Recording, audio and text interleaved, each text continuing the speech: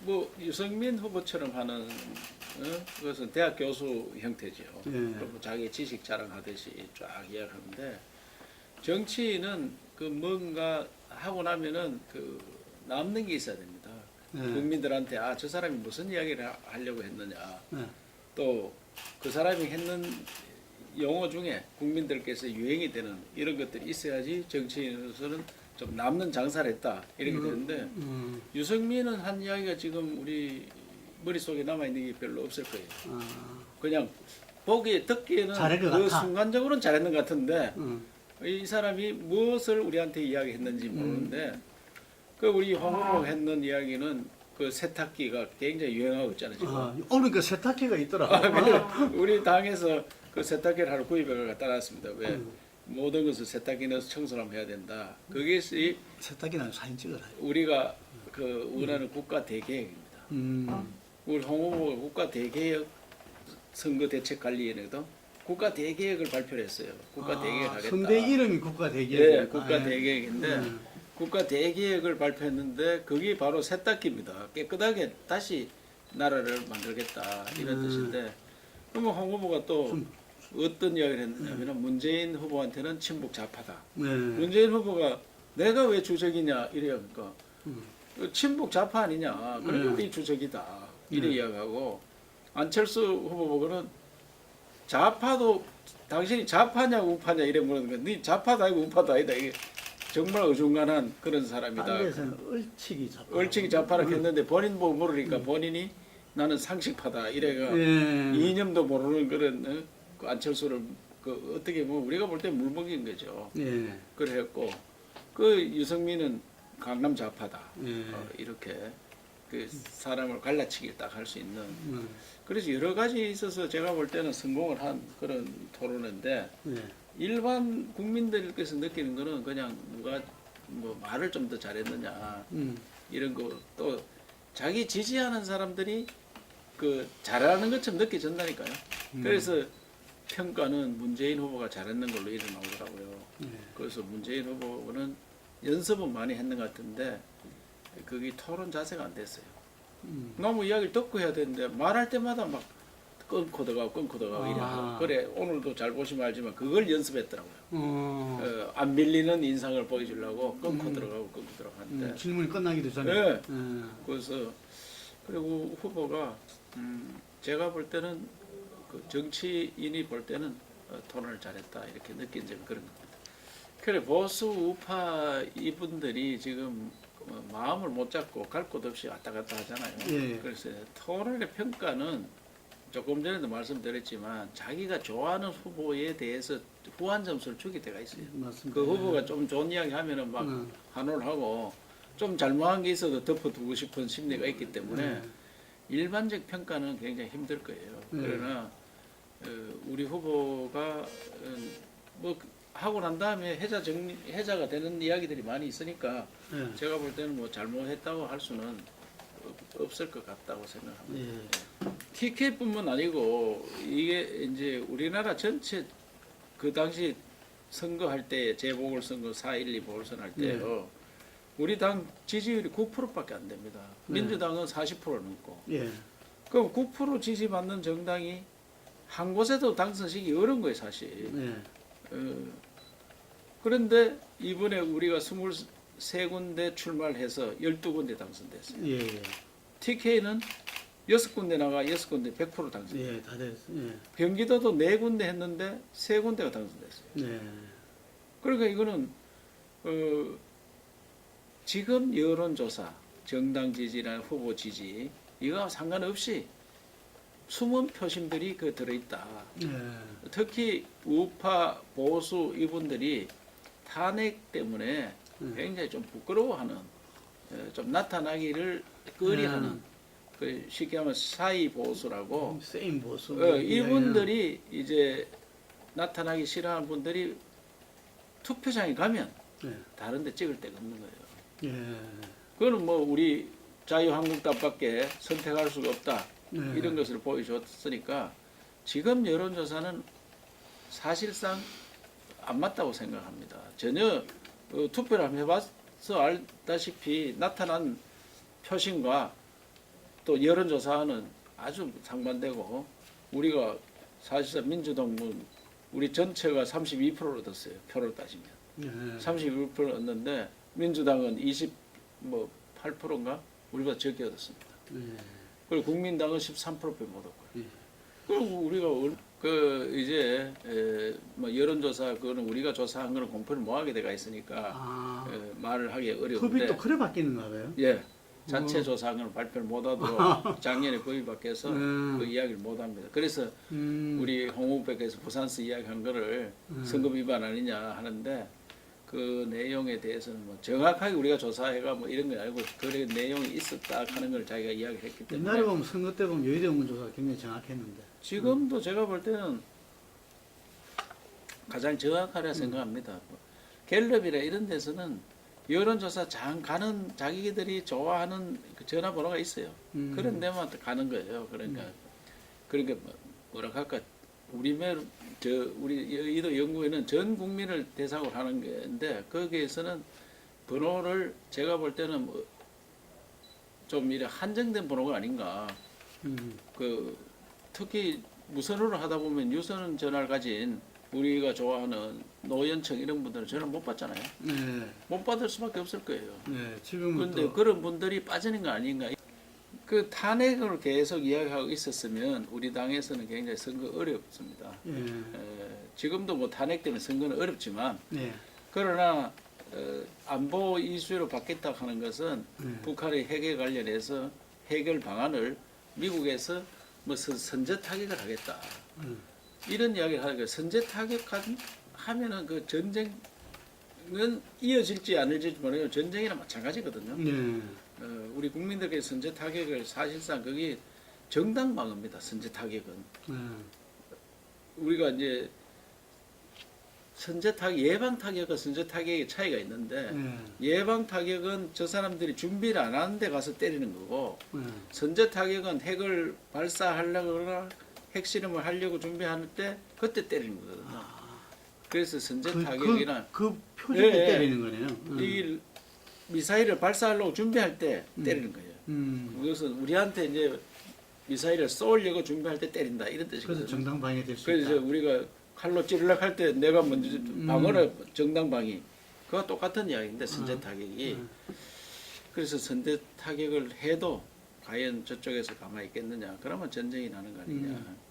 그래서 국지전이 됐든 어쨌든 그 안보가 불안한 그런 나라가 됐잖아요.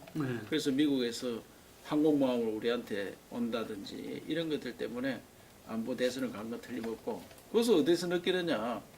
그렇게 사드 배치를 반대하던 문재인이도 북한 핵을 포기 안 하면 사드 배치할 수밖에 없다 이렇게 맞습니다. 입장을 바꿨잖아요. 바꾸고 그다음에 안철수도 뭐 사드 찬성한다고 이야기했잖아요. 그런데 자기 당론은 아직까지 반대잖아요. 국민당 당론을 못 바꾼 상태에서 자기만 사드 찬성을 돌았었어요. 다급해서 그런 거예요.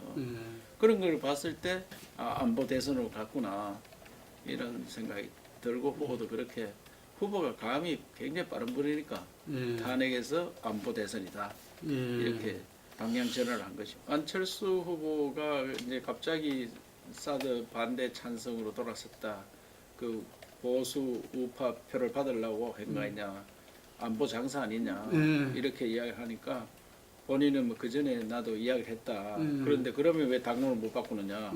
그러면 또 지도력에 문제가 있는 거 아니냐. 이러다 보니까 자기가 대답을 하기 어려웠죠. 그러니까, 그래서 저도 봤을 때 안철수 후보한테 간 우리 보수 우파 표심이 일시적으로 머무는 거예요.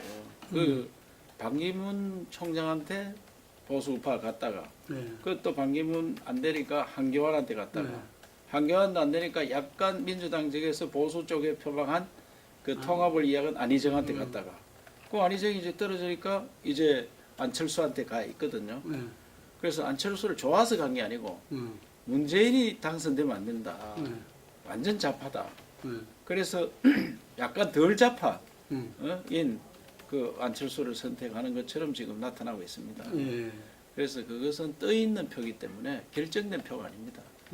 그래서 저는 우리 후보가 지지율이 어느 정도 올라가면 그 표들은 다 우리한테 오리라 생각하고 결국은 문재인 대 홍준표 이래 양강구도로 제가 생각할 때 이번 주 말을 지나면 예. 다음 주 중반이나 다음 주 말 되면 양강구도로 갈 것 같아요. 양강구도로 가면 마지막 일주일은 문재인, 홍준표가 1~2% 차이로 다투게 되고 결국은 한 1~2% 차이로 우리가 이긴다는 그렇게 분석을 하고 있습니다. 그런데 우리나라 이제 그 표심은 선거를 여러 번 치러봤잖아요. 후보가 무슨 그분들을 당겨오는 보다는 표를 줄 분들이 마음이 다 나눠져 있어요. 예. 표를 줄 분들이 후보가 잘해가지고 무슨 표를 자기가 얻는 것보다는 표를 주는 사람들이 나눠줄 사람들이 마음이 정해져 있습니다. 대부분이.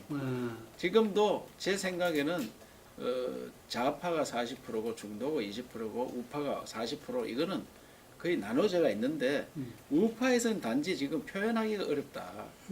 우파가 뽑아놓은 대통령이 이 탄핵을 당하고 나라가 이렇게 어렵게 됐으니까 우리가 지금 적극적으로 나서서 하기 어려운 거 아니냐. 이래서 숨어 있고 말을 안 하고 이 표가 혹시나 또 좌파 덜 좌파한테 표가 움직이는 거지. 막상 더 치열한 선거전이 되면은 이분들이 다 나타날 거예요. 나타나면은 비책이란 것은 이분들이 부끄러워하고 미안해하고 하는 분들을 우리가 다 용기 있게 나오실 수 있도록 이제 좌파한테 나라를 물려주는 것은 좌파 정권 교체가 아니고 잘못하면 나라가 교체되는 아주 위험한 이런 대한민국이 되니까 이 나라를 구하기 위해서 여러분들이 나와야 됩니다. 그래서 낙동강 전선에서 6.25를 지켰듯이 낙동강 전선에서 좌파 전쟁 하는 이 나라를 지켜달라. 이래서 우리 영남 지역에 하면 4차례 갔죠. 4차례 가서 그것을 업선했고 TK는 벌써 많이 움직이고 있고 TK에서도 우리가 뭐 안철수 문재인보다 많이 쳐져 있었는데 지금 여론조사 많이 이기고 있어요. TK에서는. 그리고 부산에도 지금 많이 움직임이 있고 그 영남에서 동남풍이 불어서 그 충청도로 올라오면 그래서 저들은 영남 충청, 영충연대, 충남 충청 영남, 충영연대를 통한 수도권으로 진입하려고 그렇게 하고 있습니다. 충청도가 아무래도 지금 뭐 지금 양강구도로 하니까 그 표가 글로 가 있죠. 우리보다는 현재는 그래 가 있는데 저들이 이제 국회도 세종시로 옮기겠다. 그리고 행정수도를 헌법에 못 받겠다. 헌법에 행정수도를 세종시로 못을 받겠다. 국무총리 관할 부처는 다 가고 앞으로 이제 무슨 대통령 분권제 하면은 그 내각제 형태로 운영이 될 가능성이 크니까 국회도 결국은 정부에 들어가서 일을 해야 되니까 세종시로 가야 된다. 그러면 행정수도가 만들어지는데 문재법으로 간섭 헌법대로 수도 옮기는 거 안 된다고 하면 안 되니까 헌법 개정을 통해서 행정수도를 못을 받겠다. 이렇게 이제 충청도를 행정수도화하고 그의 충청도가 바로 그게 당 공약입니까? 예, 우리 후보의 공약입니다. 후보의. 예. 그 후보로 그렇게 공약을 하고 그리고 충청도가 원하는 많은 사업들을 또 만들어 드려서 어쨌든 충청도에 공을 많이 드리려고 합니다. 지금. 그러면 충청도 영남 연대를 통해서 수도권을 오면은 수도권도 충청도 영남이 합친 그 출신들이 많이 살고 있습니다. 그분들이 또 마음을 움직이고 하다 보면 이번 또 그분들이 대부분 보수고 보수 플러스 충청 영남 연대 이걸 통해서 선거를 치르려고 합니다. 어떻게 그렇게 빠르게 전파가 됐는지 저도 이제 깜짝 놀랐는데 그게 이제 종편에서 자꾸 나온 이야기였던 거더라고요. 종편에 뭐 패널들이 와서 차라리 뭐 문재인 안 되도록 하려고 하면 홍준표 찍으면 안 된다. 홍준표 찍으면 문재인이 된다. 홍진문. 그렇게 이제 그거를 받아서 국민의당에서 자꾸 퍼뜨리고 이래가 지역에 가면 시골에 저 할머니들도 그렇게 이야기하고 80대 할머니도 뭐 홍준표 찍으면 문재인 된다면 문재인 되면 안 돼. 이래가 안철수를 찍는다 이런 이야기인데 그래서 제가 대구 굉장히 퍼져 있더라고요. 대구 여세 가서 그런 이야기했습니다. 안철수가 더 위험하다. 안철수도 이거. 안철수 되면 박정희가 대통령 아니냐. 박정희는 북한에 돈을 퍼다 주어 가지고 감옥 갔다 온 사람 아니냐. 대통령이 되면 얼마나 퍼다 주겠느냐. 더 위험하고 얘는 야도의 사장이기 때문에 자기 결정을 못한다. 뒤에서 다 결정을 하고 그 다음에 문재인은 차라리 당선되면 지가 주주기 때문에 본인이 결정을 할 수 아니겠느냐. 그리고 우리 보수는 문재인 좌파가 당선되면 각인단에 세워서 다음을 기약할 수 있는데 안철수 당선되면은 반드시 박정희는 우리하고 무슨 통합 정부를 만드는 게 아니고 누구하고 할 거냐. 민주당하고 한다. 뿌리가 같기 때문에. 북한에 퍼주는 뿌리가 같기 때문에 친북끼리 하지 절대 우리의 친북 좌파를 반대하는 우리하고는 안 한다. 그럼 우리는 어떻게 되느냐. 표는 주고 닥쳤던 게 지붕 쳐다보는 격이 될 거다. 이건 오히려 문재인이 되면 우리가 당이 살아남을 수 있고 보수가 살아남을 수 있는데 안철수 되면은 표 주고 배반당하고 이것도 저것도 안 된다. 오히려 시들시들하게 죽어간다. 그렇기 때문에 안철수 찍을 바에야 차라리 문재인 찍어라. 제가 그렇게 강력하게 해야 돼. 안철수 찍을 바에야 문재인 찍어라. 거기에 대한 반응 어떻습니까? 그래서 그분들이 문재인을 어떻게 찍느냐 이야. 문재인을. 그러면 문재인 안 찍으려면 홍준표 찍어야 될 거 아니냐. 그거 맞네. 홍준표 찍겠다 이거. 안철수가 더 나쁜 사람이구나. 그걸 모르더라고요. 그래 안철수 찍으면 안 되고 문재인 찍어라. 그래 깜짝 놀랍니다. 언론에서는 별로 안 놓은 것 같아요. 아직 안 총장님이 지금 하시는 그 어제 이야기했으니까 이제 그걸 제가 어제 이야기했습니까? 서서히 이제 퍼뜨려 가지고 하면은 우리 지역 같은데 특히 TK 지역에서 문재인 찍으라 하면 깜짝 놀랍니다. 홍찍자로 저들은 바꿨잖아요. 그래가지고 종편에서 말씀 전달하겠습니다. 홍찍자. 그 홍찍문이 아니고 홍찍자. 그래 홍준표를 찍어야 자유 대한민국을 지킨다. 홍찍자. 그래서 홍찍자를 지금 엄청 퍼뜨리고 있습니다. 그때 가는 데마다 홍찍자. 저기 자유 대한민국을 지킨다. 저는 이제 보수 단일화 하는 게 이제 결국 우리 후보와 유승민, 뭐 조원진 이런 사람 이야기하는 것 같은데 그것은 뭐 신경 안 써도 될 것 같아요. 왜냐하면 태극기 부대가 지금 뭐 새누리당을 창당한 일부 외에는 우리 후보를 다 지지하고 있습니다. 4월 22일 날 우리가 대규모 서울 유세를 하는데 그때 이분들도 다 함께 나온다고. 그러면은 자동 그 유권자에 의해서 국민에 의해서 보수 단일화가 이루어지는 겁니다. 그분들은 표가 없을 겁니다. 그리고 거기에 소속된 의원님들도 막판에는 우리 후보를 지지 선언하고 그런 일이 일어나리라 생각하기 때문에 인위적으로 보수 후보 단일화 이건 오히려 역풍을 맞을 수도 있고 그 과정에 국민들한테 몰매를 맞을 수 있는 또 누굴 단일하려고 하면 또 싫어하는 사람도 많더라고요. 유승민 후보 이야기하면은 TK에서 표 안 찍어준다고 합니다. 절대 단일화 이야기하지 마라. 그런 이야기합니다. 유승민이가 돌아서는 안 된다.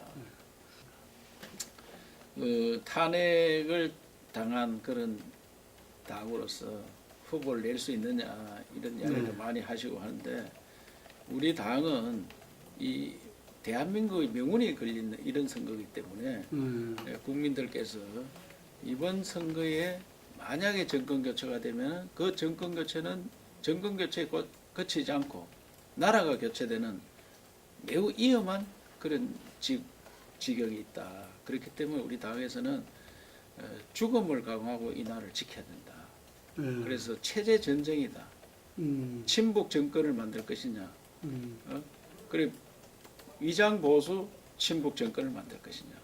이 둘 중에 하나 아니냐. 그래서 자유 대한민국을 지키기 위해서는 홍준표 후보를 찍어야 자유 대한민국을 지킵니다. 이런 슬로건으로 지금 전쟁을 하고 있는 겁니다. 그래서 전쟁에 임하는 각오로 선거를 하기 때문에 저도 30일 전부터 집에 안 가고 여기서 24시간 비상근무하면서 전쟁을 진두지휘하고 있습니다. 그래서 지면 죽는다는 각오로 대한민국을 지킨다는 각오로 하고 있기 때문에 국민들께서 이해해 주리라 믿습니다.